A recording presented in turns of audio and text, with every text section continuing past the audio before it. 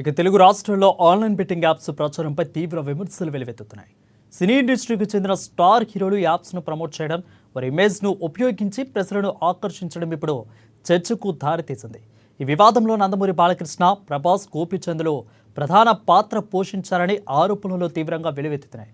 ఈ తెలుగు చిత్ర పరిశ్రమలో అగ్రస్థానంలో ఉన్న బాలకృష్ణ, ప్రభాస్, గోపీచంద్లు ఇటీవల Fun88 అనే బెట్టింగ్ యాప్ను ప్రమోట్ చేశారంటూ విమర్శలు వెలువెత్తుతున్నాయి. ఆహా ఓటీటీ వేదికపై ప్రసారమైన అన్స్టాపబుల్ సీజన్ 2 షోలో ఈ యాప్కు ప్రమోషన్ ఇచ్చారని మారేడుపల్లి పోలీస్ స్టేషన్లో రామారావు అనే ఇమ్మినేని అనే వ్యక్తి ఫిర్యాదు చేశారు.